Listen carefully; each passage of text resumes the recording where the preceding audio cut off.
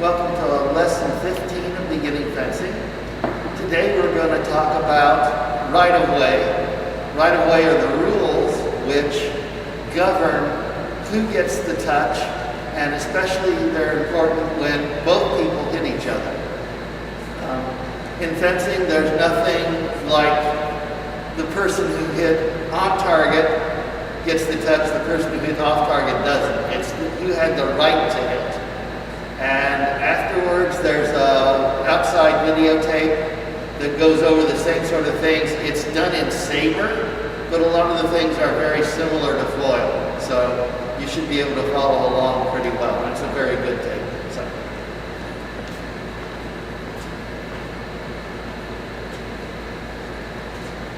The person who attacks first has the right of way. So if Will's over here,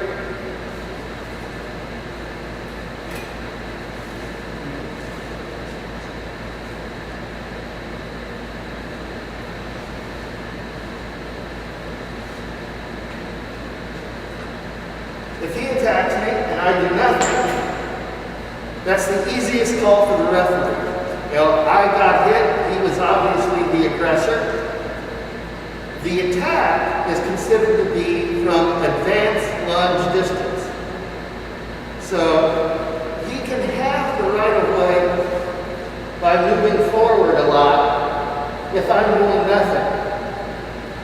But where it becomes tricky for the referee is when both of us are doing something.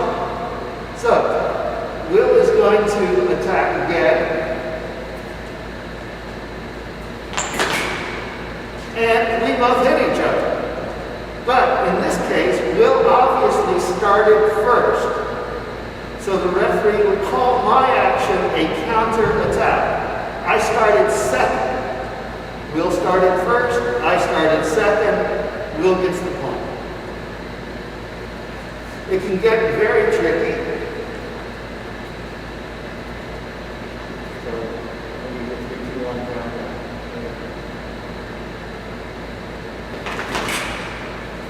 In this case, we both started about the same time.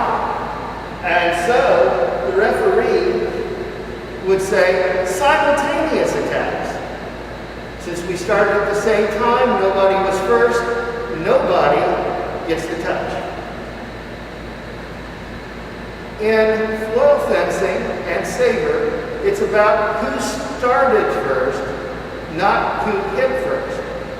So I'll do a slow attack on Will and let him do a fast counter attack. So you can see.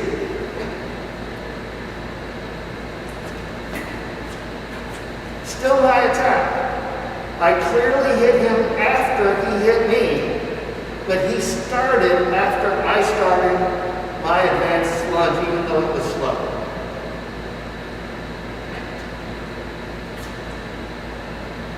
So the correct way, if you're attacked by the opponent and then you're sure they're first, is to parry repose. So I'll start an attack, I'll let Will parry repose. I did what we call a continuation. I kept going. I still hit Will, but as soon as his blade touched my blade, I lost the right to hit him. He had the right to hit me. Do that again.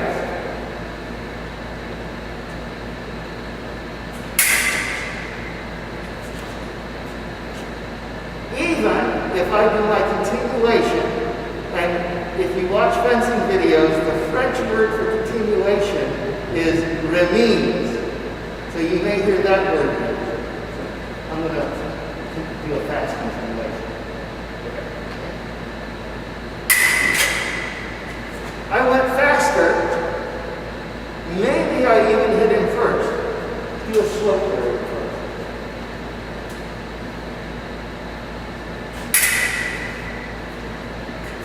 I continue fast, hopefully, I may have hit him first. What I did was still wrong. He still gets the point. There's only one way that my continuation is going to score instead of his carrier post. In electronic stuff, if I'm so incredibly fast and his riposte is terribly slow, I can hit him and the machine locks him out. And so it counts as if he didn't hit me, because the machine's already taken away his right to hit me back. In foil fencing, that's about a third of a second. The other ways that it can happen is he just doesn't hit me. So miss me on your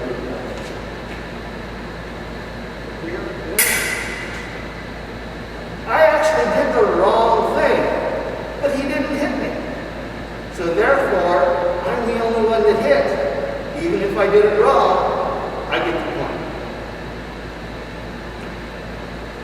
It doesn't matter whether he hits me on target or off target. He hit my leg, he doesn't get a point, but he was still doing the right thing. So the fact that he hit me at all precludes me from getting a point.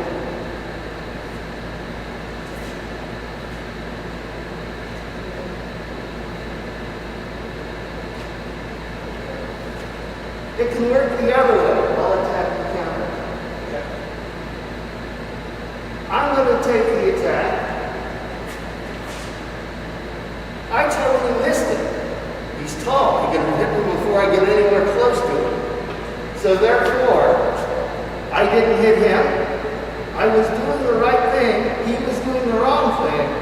He's the only one that hit his point.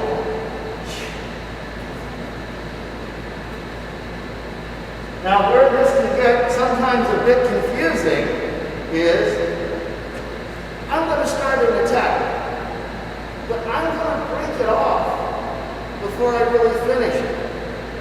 And then he's going to do what you might think would be a counterattack, but because I stopped my attack, his will become the attack. So I'm coming forward. Something like try that again.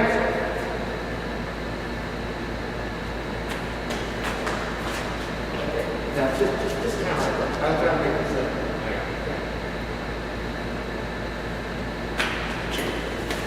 Right. You might think, because I finished my attack in the end, that I would still get the point. But I started the attack and then I hesitated halfway through it, and then I finished. And because I stopped for that split second, he had started something and then I finished, it's his point. That becomes very tricky for referees to call, and you'll see tons of arguments, not tons, but arguments that occur between fencers and referees, because the fencer's going, oh look, I'm coming forward, I'm coming forward, I'm coming forward. And did I stop enough that he had the right to attack? Or was I really coming forward but just slowly and then finished? And you really have to see how the individual referee is calling things. And we have an old saying in fencing, you're really fencing two people. You're fencing your opponent and the referee. So you've got to see how the referee calls things and then make your actions in such a way that that's the way the referee is going to see it. So the basic idea of right-of-way is that there are turns. Whoever attacks first gets a turn. If I attack, he parried. He has stopped my turn. Now he has the right to have a turn. Oh, I parried. I stopped his turn. I riposte. He parries. He stopped my turn. He hits me, his point. Even if I've done a continuation and hit him, it was his turn. Can work another way. I'm just going to do a short attack. There we go. He's tall, I don't want to get real close to him. I do an attack. Oh look, my attack is finished. He does an attack and he hits me. So if I would have done this,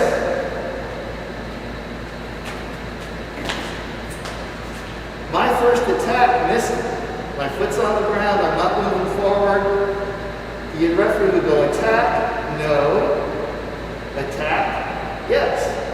His attack got the turn because my attack missed, and then I did a continuation or remise, and it was no longer really my turn to try to hit him. So he would get that point. And again, if you watch a lot of fencing videos, at the higher level, people are moving so fast and throwing in such fakes that it can become very hard for a referee to determine, was it a real stop? Was it a fake stop? Whose turn really was it? And they actually have the higher level tournaments, video cameras, so the referee can go watch and look it over a few times before they totally make the call.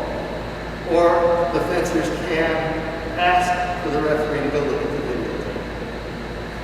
And that's the lesson for today.